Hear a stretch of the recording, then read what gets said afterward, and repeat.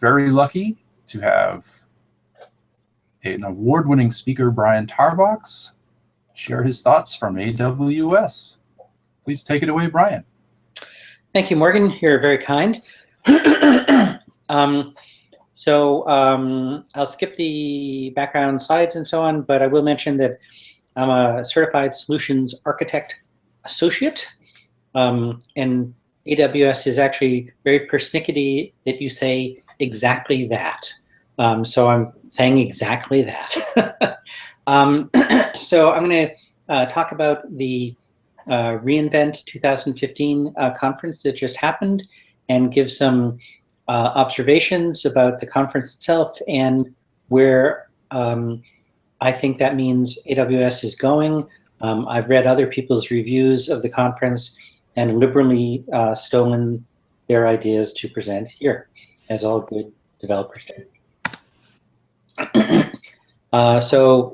Just checking that we are, in fact, seeing the advanced slides, going to overview agenda. Affirmative. Okay. So we're going to talk about this, the scale, both of the show itself, excuse me, and the web services that they provide. We're going to talk about themes that I saw emerging, and then a brief catalog of the new services, because Amazon continues to bring in new services at a pace that's frankly daunting. One of the things that I discovered was the architecture certification is only good for 2 years because they're changing so much that they say after 2 years you have to re-show that you know what's going on, which is kind of an interesting idea. This is the fourth reInvent. I went to the second reInvent that had a whopping 6,000 people. Last year was 13,000, and this time it was 25,000. They are sometimes referring to this as 19,000, but they had a little social networking game, and that was actually quite clever, that listed 25,000 players. Basically, when you downloaded the conference app, you had this little game where if you scanned each other's badges, you would get points. And I don't know if everyone understood that this was really just an excuse for ice breaking. So you'd go up to people and say, hey, can I scan your badge? And then inevitably it'd be like, hey, what do you do? Where do you work? So anyway, 25,000 attendees. If you think of that many people in a conference center, even a large one, it's quite challenging. And the conference itself is held at the Venetian Hotel, which is a wonderful, wonderful hotel. And this place was definitely bursting at the seams. If you can imagine, the conference was held on 5 floors of the hotel, and then everyone went for lunch. And if you can imagine 25,000 people all trying to get down 2 banks of escalators for lunch, you can imagine the chaos. So it's an enormous conference. It's an exhausting conference to attend, but there's a lot of goodness there, a lot of good sessions. The trade show area was about the size of a football field.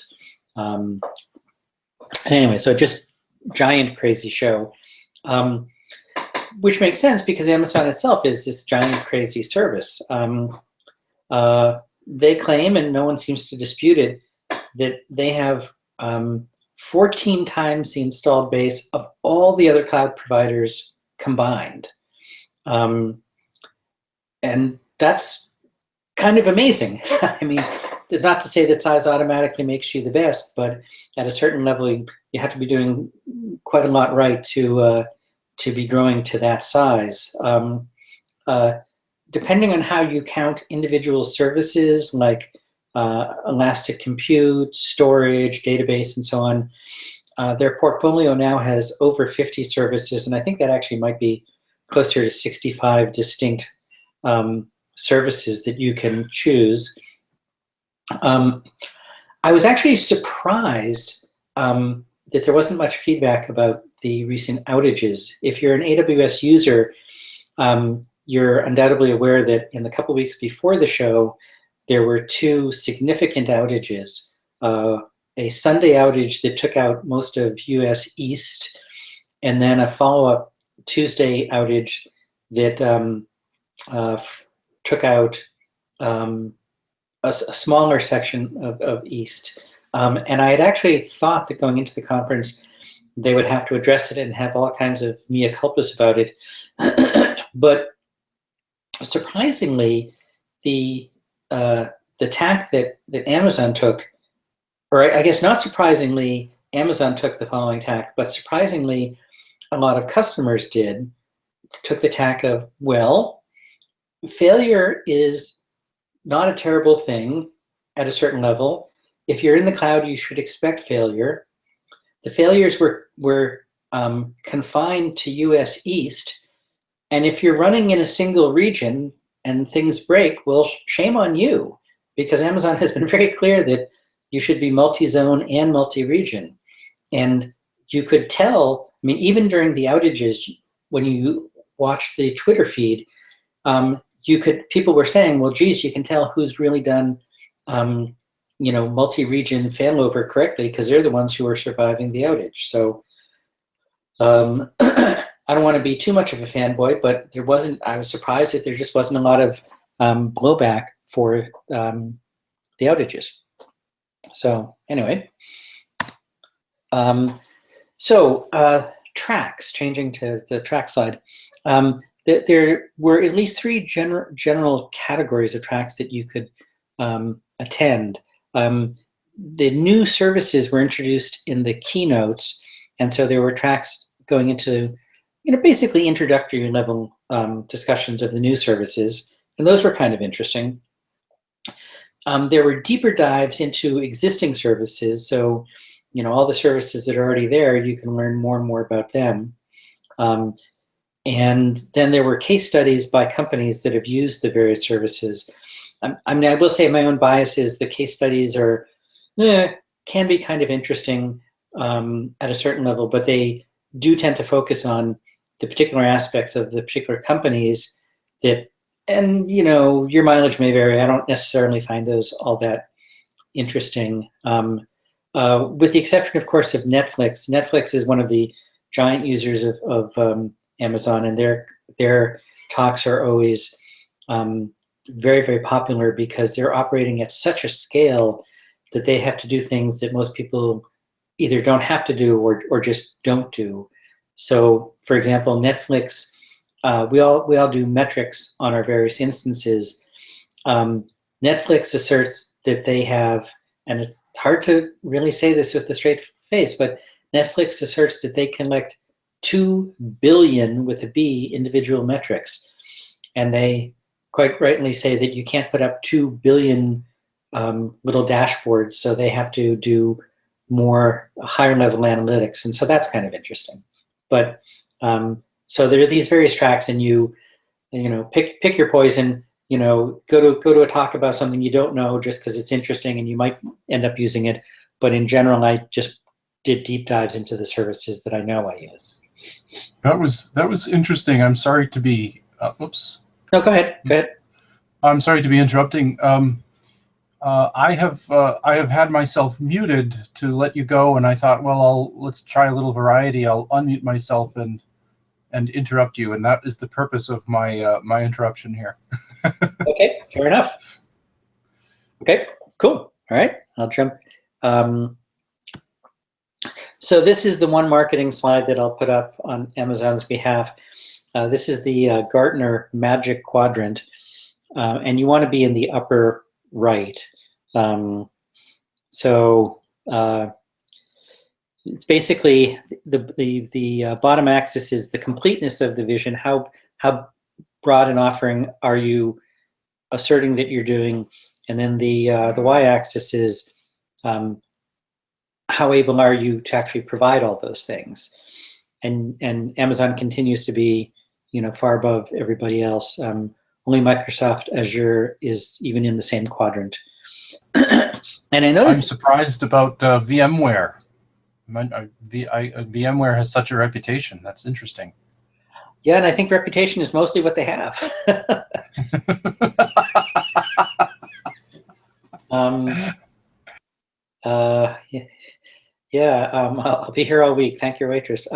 Notice that HP isn't even on here. I mean, this slide was made before HP completed its pull out of the cloud this week. But you can see that there's, Amazon is off almost by themselves, with Microsoft there as well. So anyway, okay. End of the last marketing slide, I believe. So the themes. This was nothing stated explicitly, but it's the sort of the takeaway that I got out of it. In that the first two sort of go together. They introduce services to make things that you couldn't do before doable. And then at a second level, they took things that you could do and they made them much easier. So the first one, for example, the best example probably is Snowbird. So one of the challenges that people have using the cloud is there are companies that have petabytes, and tens of petabytes of data on their existing sites, and they would like to process them in the cloud. But how the heck do you squirt a petabyte, through your internet connection, into Amazon, if that's what you want to do? It takes sort of crazy forever. And they've always had the notion that you could actually FedEx them physical drives and they would load them for you, because they said there's a quote that says never underestimate the bandwidth of a FedEx van. But they've taken it a step further. They now have this a service called Snowbird, which is essentially a suitcase, a ruggedized suitcase, and they demonstrated dropping it 6 feet onto concrete, and it survived. It's a ruggedized suitcase full of hundreds of terabytes or possibly petabytes of disk drives. It has and I don't go into too many details, but basically you order one of these, you load it up at your data center, you ship it to Amazon, and they then load it into their system. And so, kind of simply, kind of trivially, you can load petabytes into the cloud. So that's making the, at least very, very hard, possible. Then in the making the possible easy, the best example that leaps out for me is that is spot instances. I'm a big believer in spot instances. They can save you typically 90% of your cost of compute instances, but it can be tricky to figure out, oh my gosh, how much do I want to pay? What's my distribution, and so on. Well, then now, sorry, can you define what a spot instance is for me? Sure. One of the things you can do in Amazon, you can use managed services, but you can also just say, essentially, I want to rent a computer. And you can rent a computer. The typical way is you rent a computer by the hour. You buy a particular type of machine and put an image on it, and you pay for every hour that it's up. And that's all well and good, and the prices are very, very low. But you can also, Amazon has a what they call the spot market. I mean, they have so many computers in the cloud that there's always some excess capacity. To give you a sense of how much capacity they have, 3 years ago now, the head evangelist from Amazon said that if you took the amount of computing resource that the entire retail company had when they were a little $5 billion outfit, that's the amount of computing resource that Amazon Web Services adds every day to the cloud.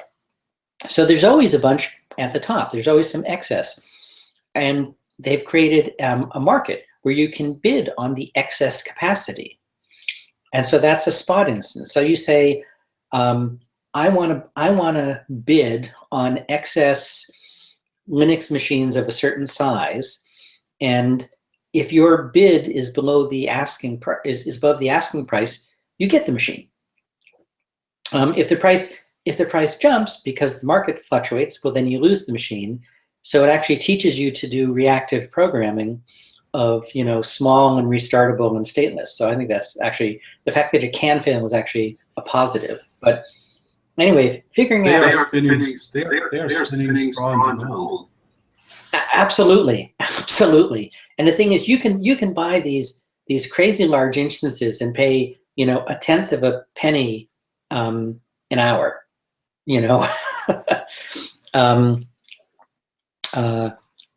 I mean, just crazy. But figuring out how to play with spots has been difficult. So they added the spot bid console to make it trivial.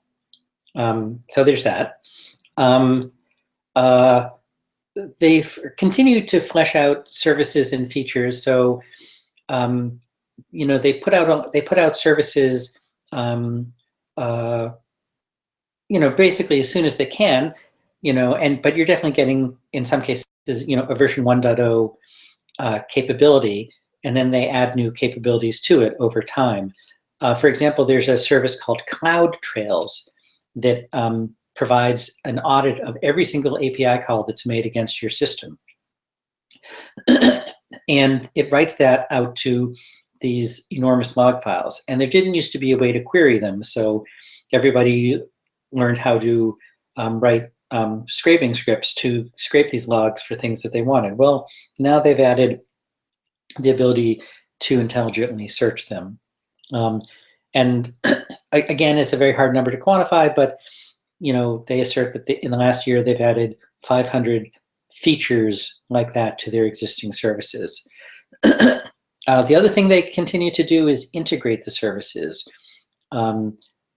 Each of the services individually are interesting, but when you add the ability to have them talk together, that's where it starts getting very compelling.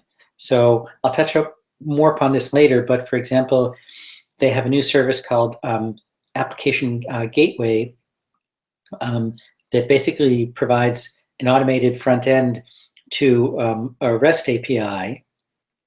And then they also have Lambda, which can automatically act as the fulfillment of those API calls. And so each of them is interesting by themselves.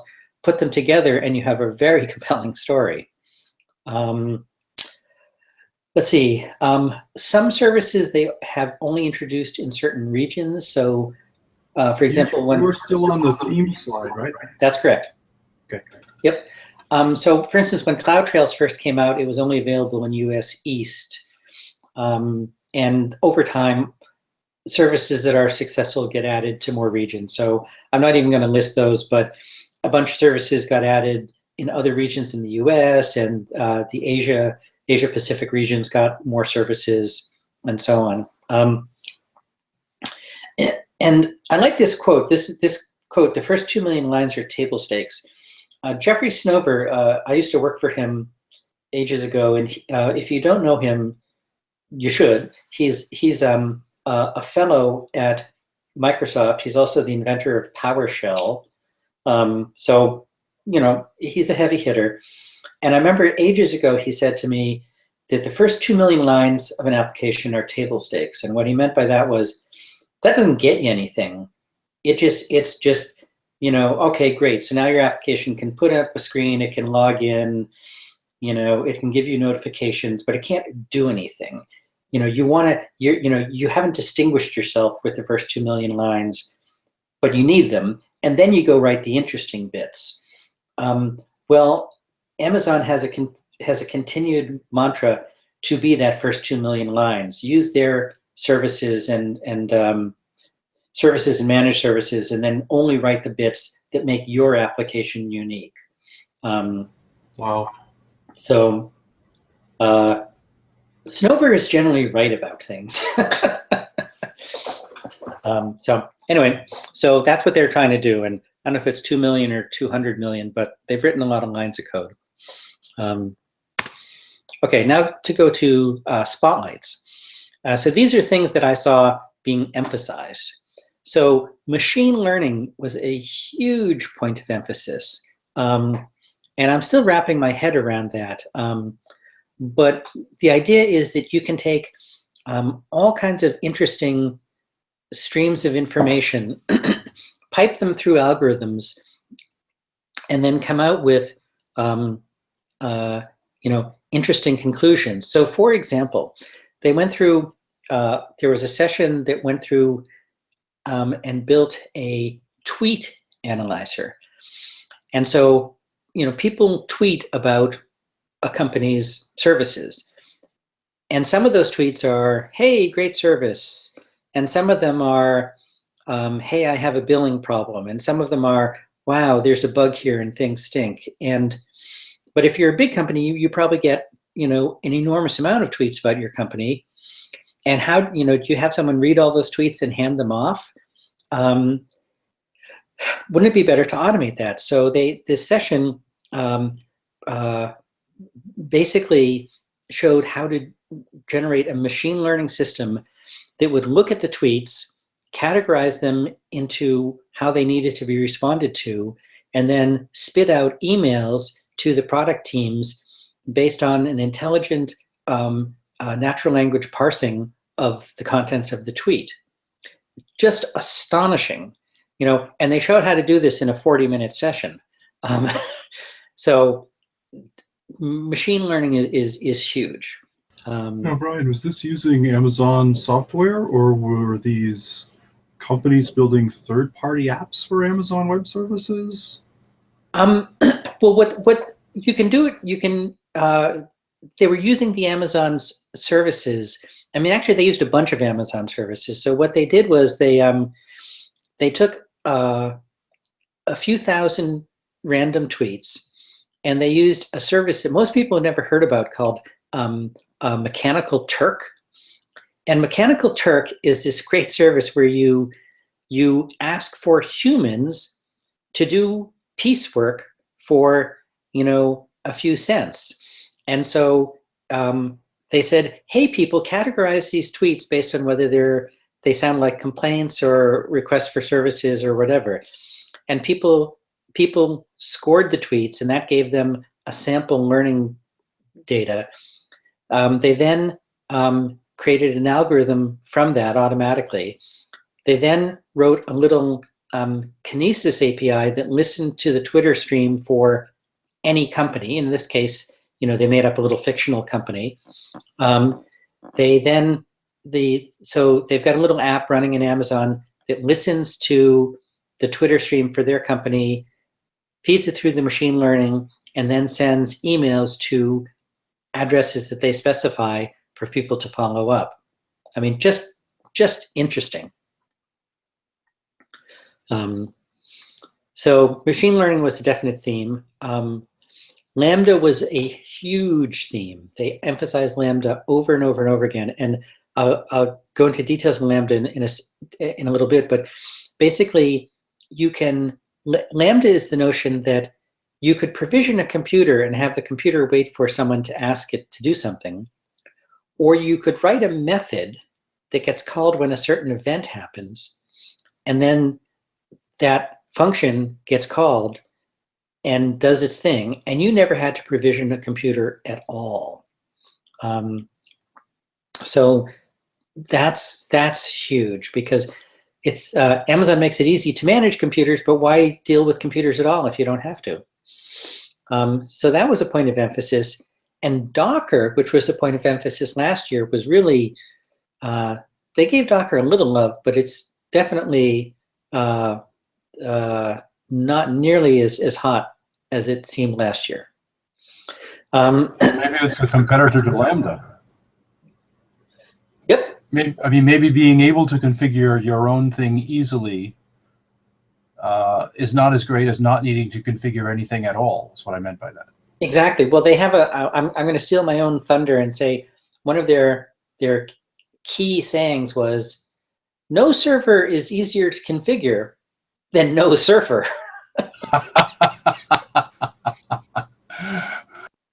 It's the old Morgan. You would remember we used to say, "There's no bugs in the lines of code you delete."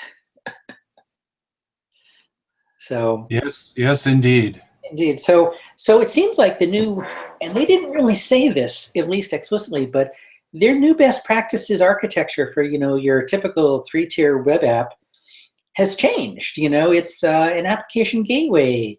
talking to some Lambda functions who may be invoking some machine learning and analytics and storing the results in, some one of the SQL or non-SQL or flat file databases. There's not a lot you have to manage there. So that's kind of interesting. So those are just themes, take those, my themes from what I saw, take it for what it's worth. So let's see. Okay, so now let's jump into the new services. It seemed like there's probably 30 new services, and I know them now to various levels of, but these are the categories, and we're just going to sort of jump in because there's so many of them. So Internet of Things. So we're this is our new paradigm where you have, everything's connected, everything's a device. Think about millions of sensors all over the place. And wouldn't it be great to be able to collect that data? But there's all kinds of challenges with that. You have to configure them. What if the devices are offline? Just all kinds of problems. So Internet of Things is an attempt to deal with this. They have this notion of shadow devices, essentially placeholders or proxies for your devices that will handle it when your device is offline, and when your device comes online, maybe it's an ocean sensor that once a day can send, a water temperature or salinity measurement, and when it comes online, it sends it to the sensor farm, and when it's not, the shadow device proxies for it.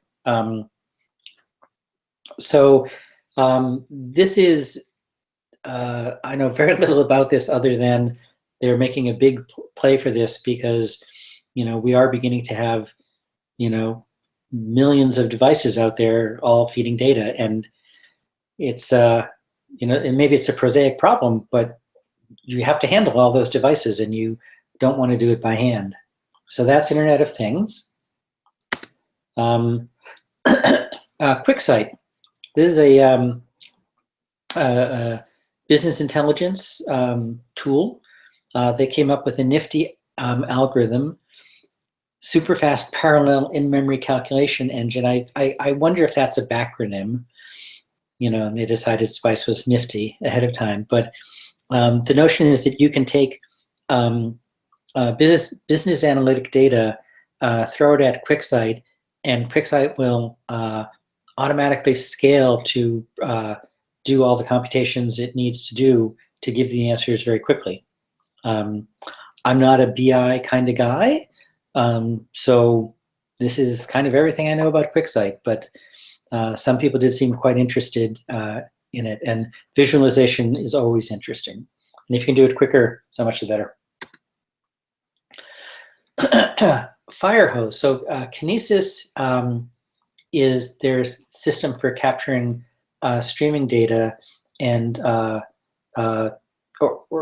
Firehose is, I guess, the new version of this, and you can basically take very high volume streaming data and stick it into the Redshift database if you want to do SQL-like queries on it, or S3 if you want to do other sort of queries on it. It's a managed service, so which means you really don't have to do anything but start it up. It handles all the automatic scaling up or down, failover, redundancy. They're previewing more analytics on Kinesis Firehose, and they also seemed interested in this extended retention, in that Kinesis is for high volume transient data. And so until now, the data has only been, the raw data itself has only been kept for a few hours, but now you can actually keep it for a full day. I'll be honest, I don't know what the value of that is, because you'd be using this service when you're getting, essentially a fire hose. You're drinking from the fire hose. But I guess there are cases where that makes sense, because they wouldn't do it if it wasn't interesting. This is one of the sad things. There was a booth at the trade show for a company that did Elasticsearch hosting, and that was their product. And Amazon went and announced Elasticsearch as a managed service. And we all felt very sad for that company. They put a brave face on it, but their business model just got co-opted, and that's what can happen. But Elasticsearch is nifty for all kinds of things, searching websites, searching text files, and in particular, along with Logstash and Kibana, it's part of the ELK stack that lets you do combine log files from all across your system. So having Elasticsearch as something that I will say, as someone who manages Elasticsearch, having not to manage Elasticsearch sounds kind of compelling. Let that be someone else's problem. Database migration. Amazon, of course, wants you to be using their databases, and so they're trying to remove barriers for that.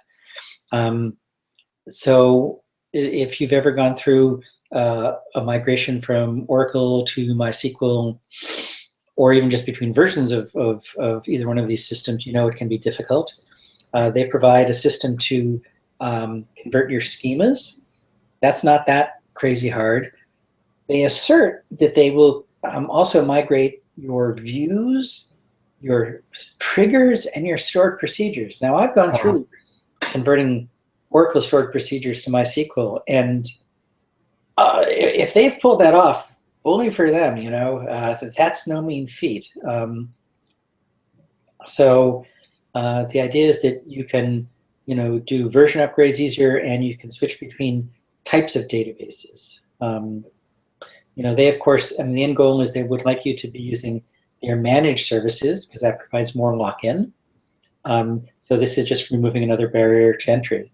In the same vein, RDS, which is their relational data service, which already supports MySQL, Postgres, there's probably a couple others that I'm forgetting, but now it also supports MariaDB. And if you don't know, MariaDB is the new database created by the folks who originally created MySQL. So,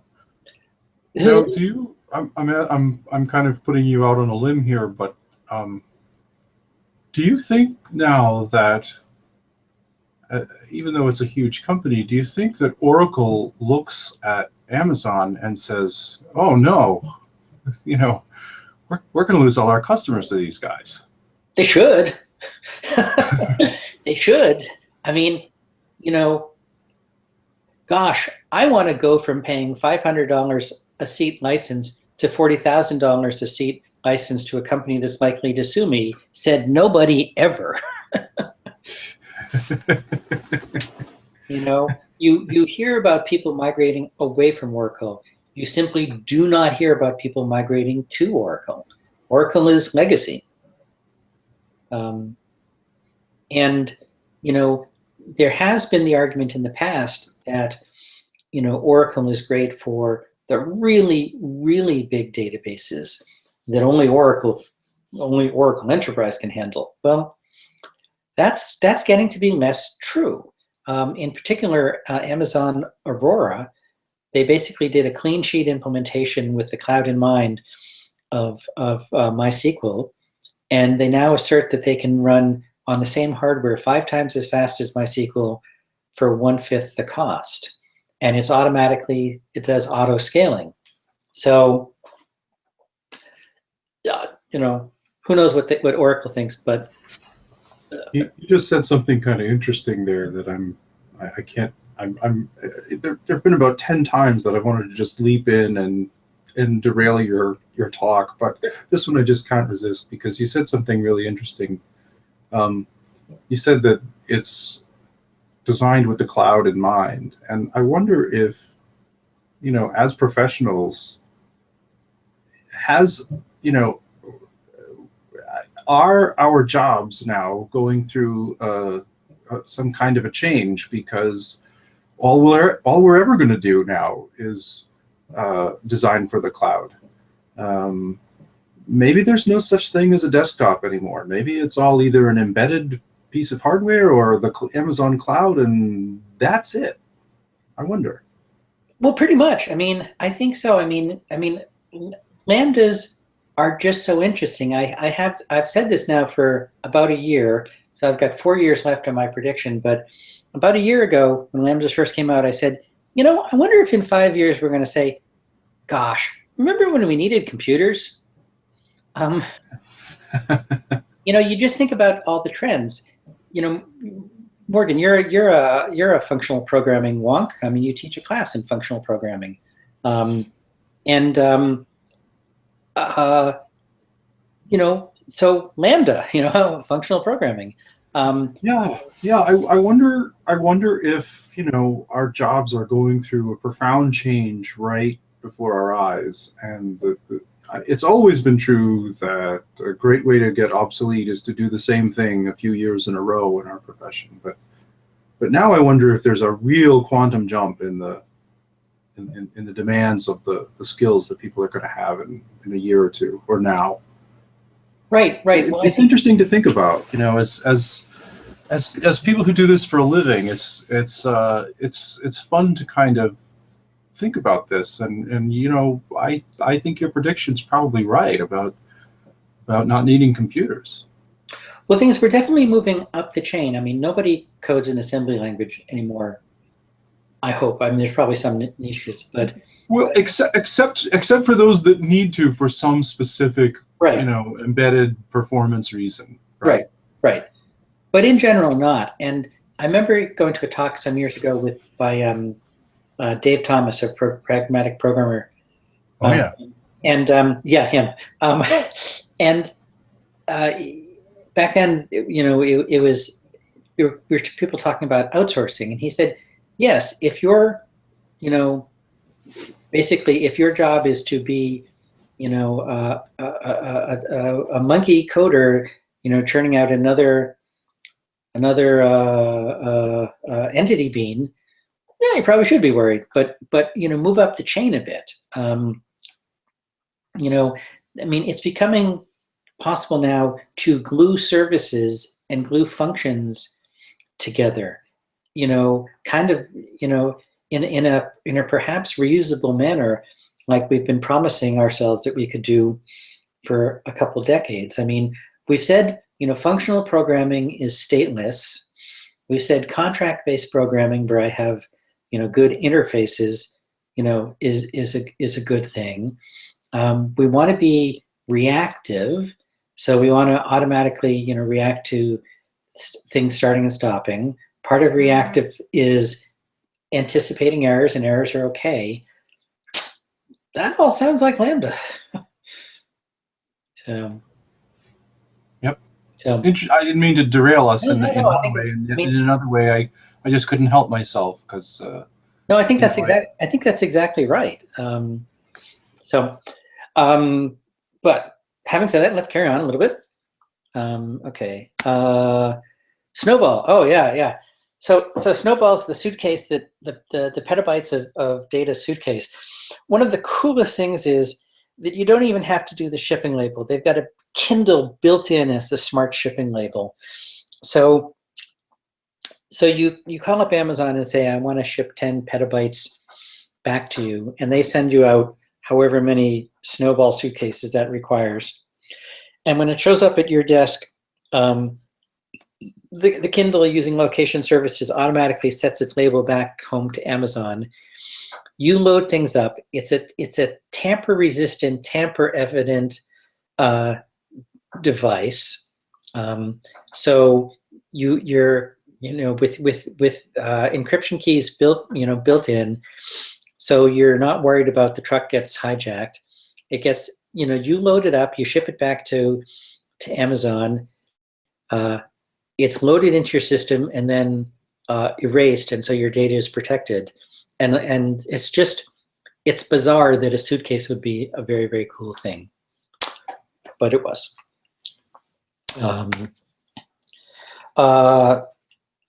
Firewall. So firewalls are good. Amazon has a new application firewall that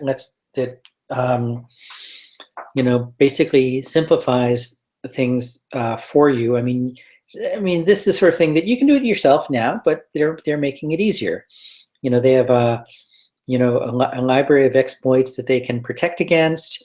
You can, easily configure the rules and easily monitor things. I believe this works best with Cloud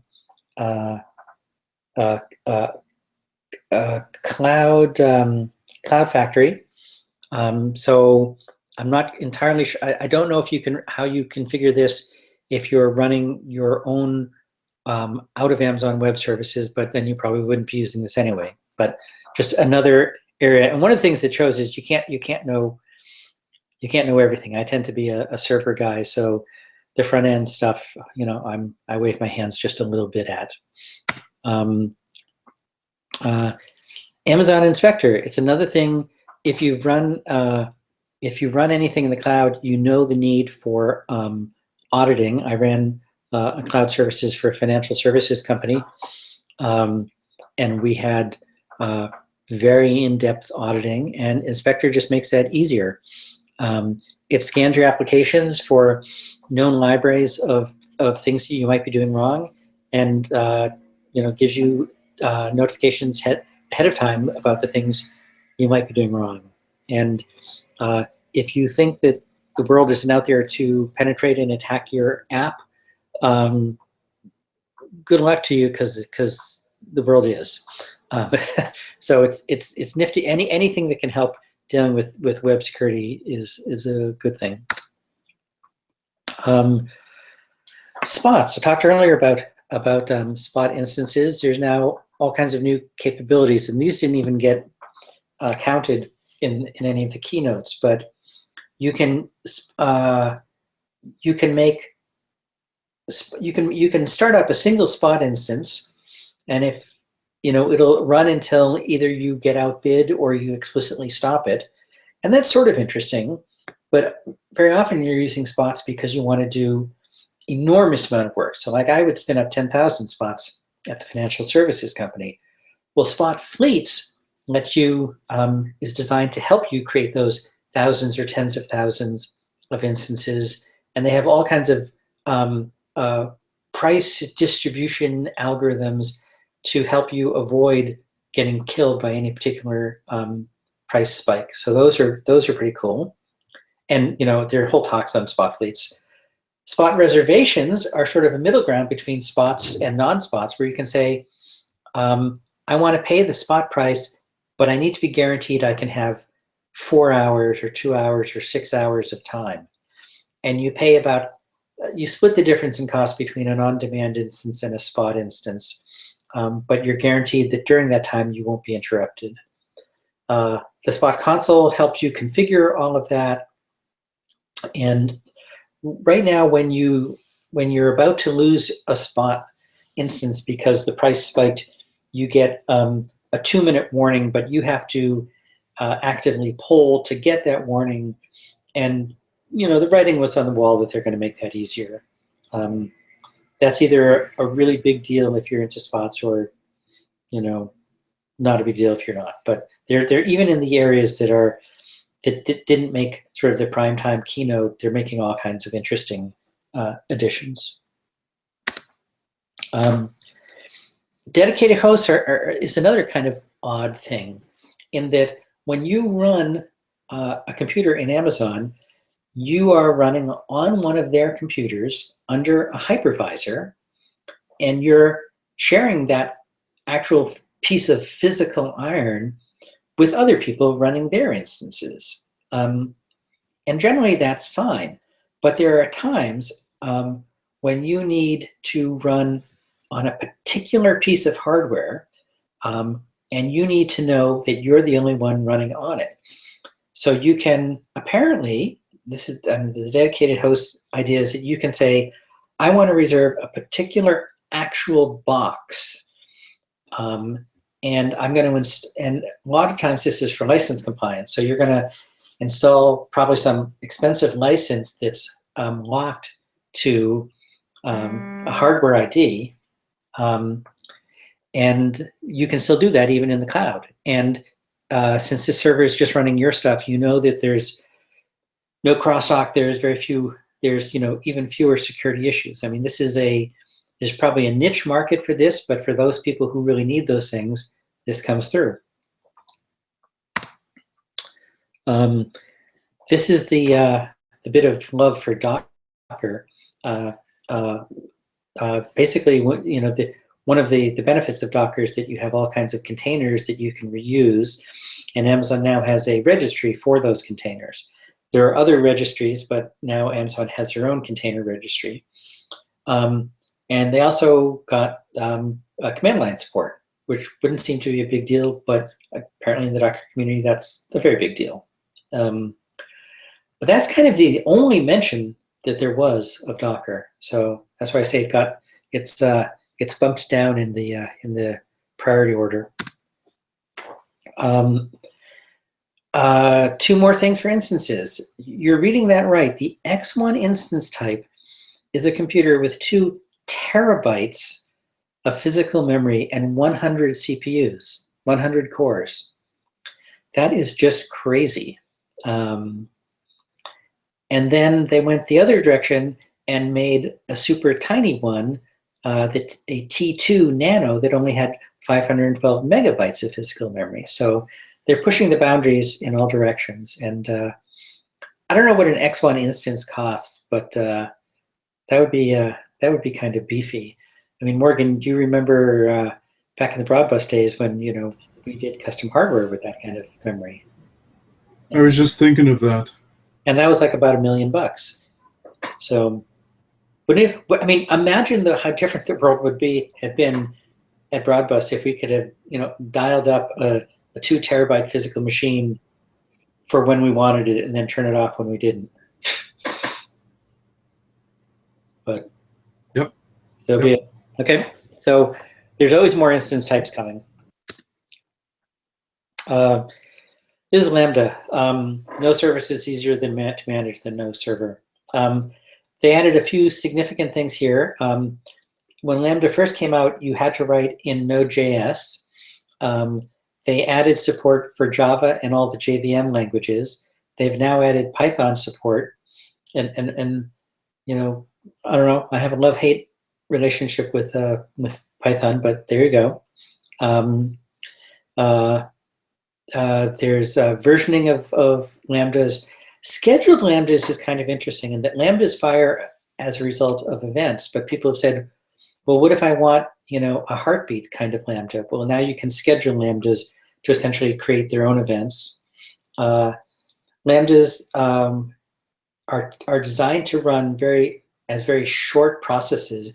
In fact, you get billed by the 100 milliseconds of compute time, but you now can have long-running Lambdas. It's odd to think of 5 minutes as long-running, but on the other hand, if you're just reacting to an event and you have discrete events, 5 minutes is a lot of computing power. And it's integrated with the application gateway. So it's just being woven into everything. And I didn't even mention that more and more Amazon services now will generate events that Lambdas can get triggered off of. So here's an example of Lambda and Kinesis. So you have on the left, you have various producer applications of whatever flavor generating data streams that they all point to Amazon Kinesis. And Kinesis, you might have a spelling error there, just as a friendly comment. Oh, on Kinesis, you're right. Okay, thank you. Goodness. Okay, so you feed all these streams into Kinesis. Kinesis spins up as many shards to process them as necessary, and then it fires off little lambdas to do whatever you need to do with the data. And that's our new model of the world, or at least a new model of the world. Mobile Hub. This again could be game changing. So Mobile Hub has 2 parts. The first part is it helps you create mobile applications. You actually go to a little wizard and say, my application would like login. My application would like authentication. My application would like to send notifications. My application would like to store user data. By the way, my application should run on Android. Please produce me the source code to do that. Shazam, it does. That's your 2 million lines of table stakes right there. And then all you have to do is write the bits that you care about. I think that is huge.